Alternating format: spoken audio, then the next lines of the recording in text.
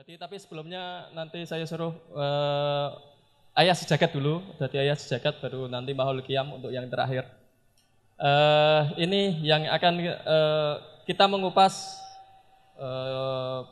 beliau yang berdua bagaimana menjadi pemuda yang berprestasi. Jadi kami harapkan mulai Gus Sabrang dulu, untuk memberikan motivasi bagi yang ada di sini, baik yang laki-laki maupun yang perempuan yang ada di sana. Jadi biar menjadi pemuda yang berprestasi.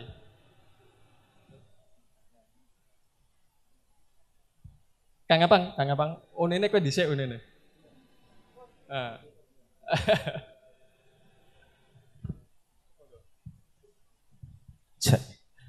Assalamualaikum warahmatullahi wabarakatuh. Bismillahirrahmanirrahim. Iki mau PR ya apa kon ngopo iki aku?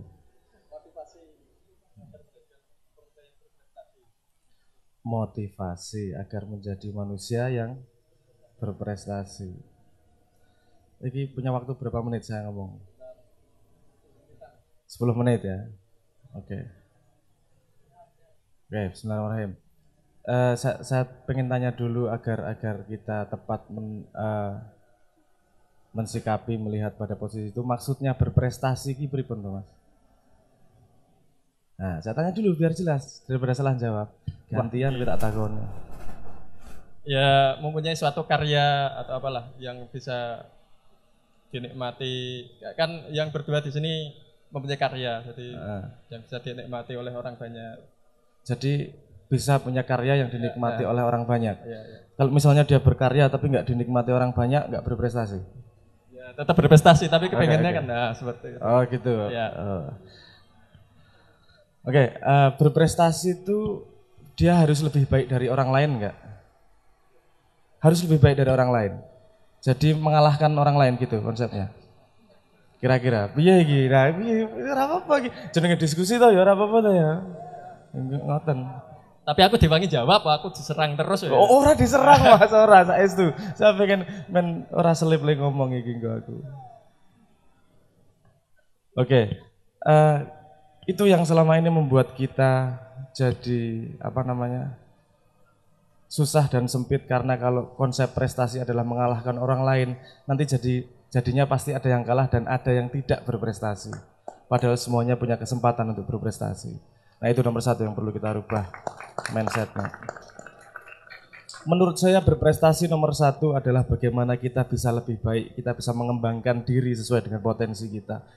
Memang di situ ada kunci-kunci, memang ada metode-metode, tapi jangan membayangkan bahwa berprestasi itu urusan kaya, berprestasi itu urusan lebih baik dari orang lain, fanse luwih akeh, apa mlebu TV. Nah, itu urusan ora ono hubungane karo prestasi itu. Itu hubungannya karo mekanisme saja. Nek ra elek ya angel mlebu TV.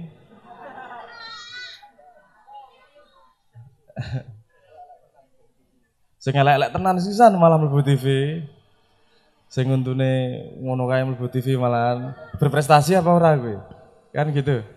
Nah, menurut saya berprestasi adalah bagaimana bisa kita mengembangkan diri dan menjadi lebih baik setiap saat. Nah, di situ memang ada metode-metodenya, ada beberapa kunci-kunci. Mungkin saya akan sharing membagi apa yang saya pahami selama ini. Nomor satu, kesuksesan. Saya nggak ngomong kesuksesan, prestasi itu ditentukan oleh karakter. Nah, karakter itu nggak bisa dididik. Pendidikan karakter itu menurutku mambu. Trik-trikan. Gini, semua dimulai dari cara berpikir. Karena apa yang kamu pikirkan akan keluar di kata-katamu. Apa yang kamu katakan akan menjadi perilakumu. Apa yang menjadi perilakumu akan menjadi kebiasaanmu. Yang apa menjadi kebiasaanmu akan menjadi karaktermu. Nah, semuanya dimulai dari pikiran yang benar, pikiran yang baik. Itu nomor satu, nomor saya.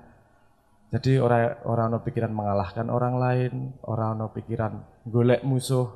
Kadang-kadang gitu, aku harus mengalahkan dia. Urusannya bukan mengalahkan dia. Kamu menemukan potensi terbaik yang ada dalam dirimu. Urusan kalah menang ki angel soalnya. Nek iwak mas koki dijak lomba menek wit banding ke munyuk ya kalah. Jadi semua orang punya punya caranya masing-masing, semua orang punya bakatnya masing-masing. Justru karena dia unik dan menemukan bakatnya, dia akan membuat karya yang berbeda dan semua akan saling melengkapi karya-karyanya. Orang juga rebutan lagu ini podo modele, nggak kelihatan dirinya sendiri. Dia tidak akan mencapai prestasi kalau dia hanya isone niru fotokopi tok. Karena fotokopi kelima burem mesti. Fotokopi melu-melu terus. Jadi dia harus menemukan dirinya. Dia harus otentik dengan dirinya. Itu bisa dimulai dengan karakter itu tadi. Itu nomor pertama. Dan tadi saya ingatkan lagi, karakter mulainya itu dari cara berpikir. Wis mikirnya sing bener dhisik, lakunya akan membawamu ke sana. Nomor 1 itu. Nomor 2, kesuksesan, orang bilang kesuksesan bekerja keras. Saya nggak setuju. Karena orang bisa bekerja keras tanpa mencapai kesuksesan. Yang dilakukan dalam sukses adalah bekerja dengan tepat, bukan bekerja keras. Kenapa kita perlu bekerja keras? Karena kita tidak tahu bekerja yang tepat seperti apa. Kadang-kadang bekerja keras itu sangat-sangat diperlukan. Tapi yang membawa kesuksesan adalah bekerja yang tepat. Akeh kok ceritane, wong dadi band apa urusane nang TV itu bukan karena dia paling baik atau gimana, cuman kebetulan lagi nyanyi serius di tempat yang tidak, misalnya yang pinggir jalan tapi nyanyinya tenanan, dia serius dengan apa yang dia lakukan, tepat dia melakukannya, bukan ya dia lakukan sehari-hari, waktunya dihabiskan dengan membuat karya, dengan penyanyi yang baik, dengan mengasah kemampuannya, bukan repot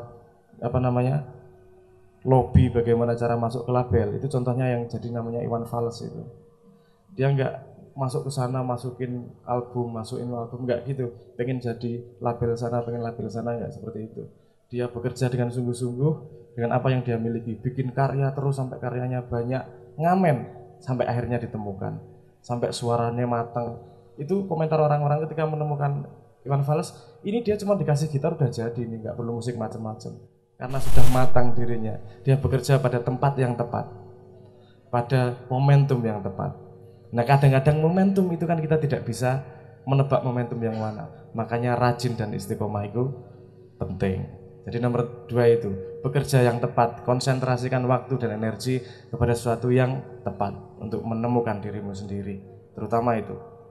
Nomor 2 itu. Yang nomor 3, jangan jadi pengecut. Maksud saya begini, jangan jadi pengecut. Anda pernah dengar kalimat kegagalan adalah keberhasilan yang tertunda? Itu pengecut. Badai pasti berlalu, itu pengecut. Karena yang benar, yang lengkap, badai pasti berlalu. Hari yang cerah juga pasti berlalu. Orang mungkin cerah terus. Udan ono mandeke, engko ono udan meneh. Yang perlu kita ketahui adalah kita jantan. Oke, iki lagi badai, kita lakoni. Cerah, alhamdulillah, tapi tetap waspada akan badai berikutnya. Kegagalan bukanlah keberhasilan yang tertunda. Kegagalan adalah keberhasilan yang tak terjadi. Ora apa-apa. Enggak apa-apa. Jangan jadi pengecut. Wes jantan wae, nek gagal orang masalah. Wong gagal kok. Biasa urip gagal iki. Jajal lagi gagal, kowe golek cewek nembak ping piro lagi berhasil. Ya toh, jajal ra itu kayak kembang. Ya foto ya, ngono ya foto. Pengalaman foto. Elek gujune. Ora kesapang lho. Itu kegagalan bukanlah keberhasilan yang tertunda. Kegagalan adalah keberhasilan yang tak terjadi.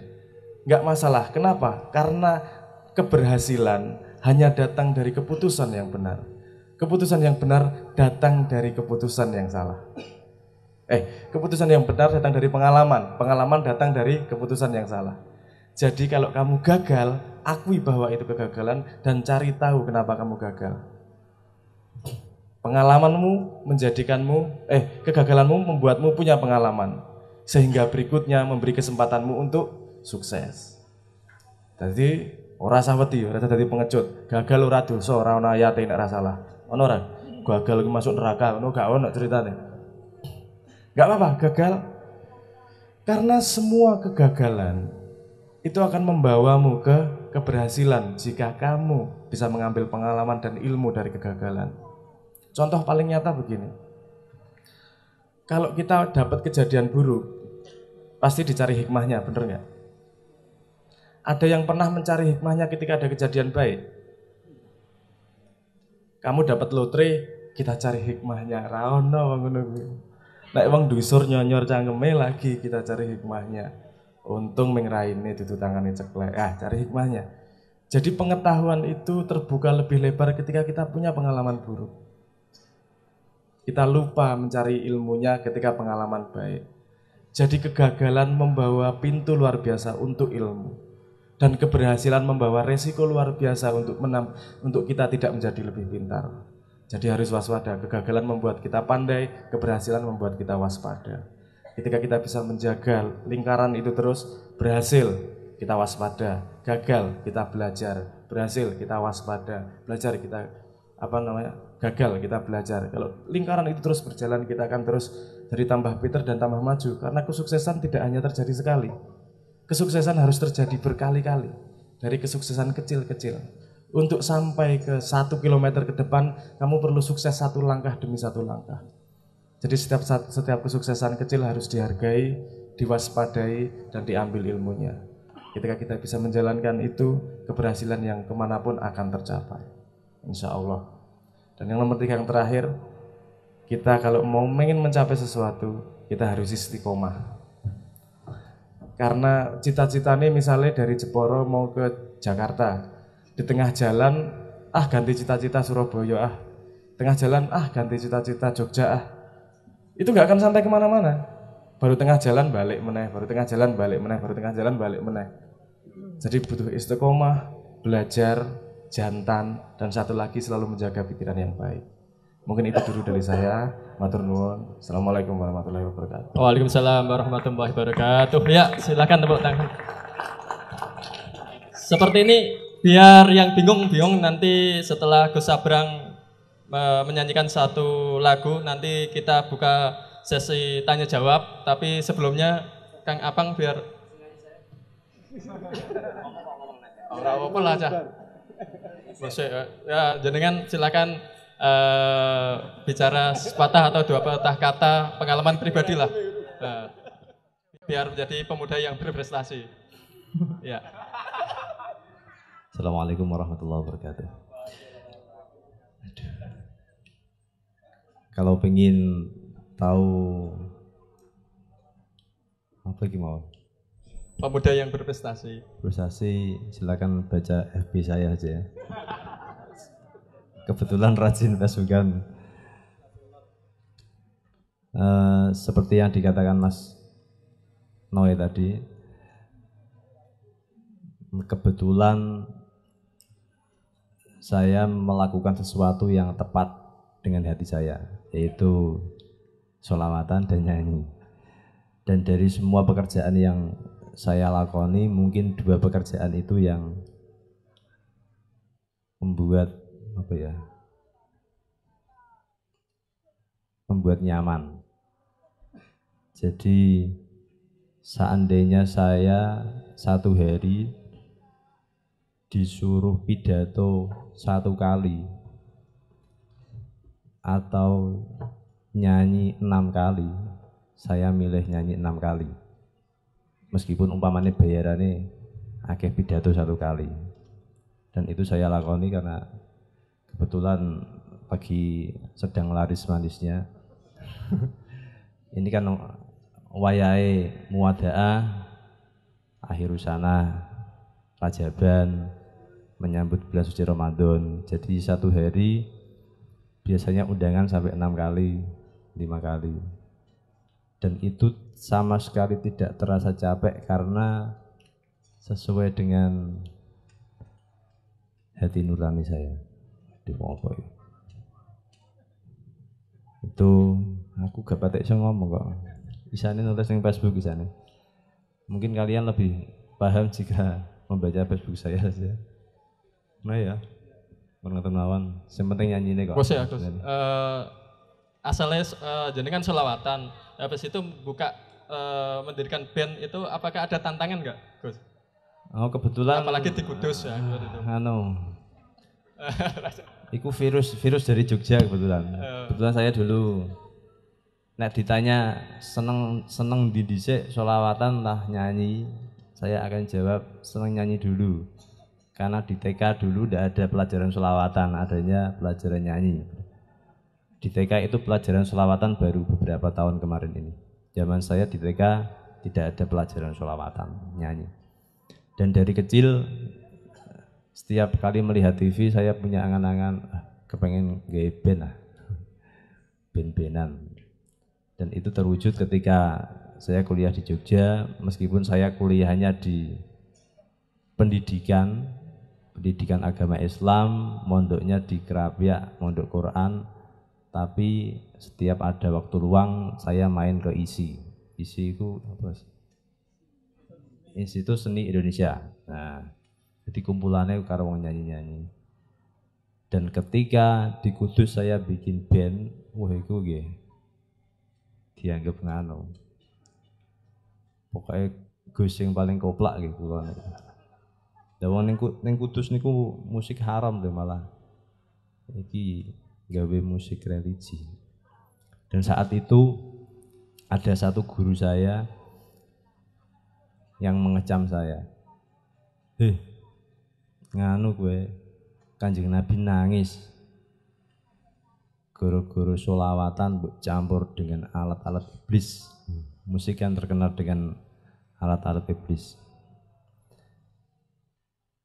Terus saya balik, gimboten iblisnya yang nangis karena alatnya tak pakai sholawatan.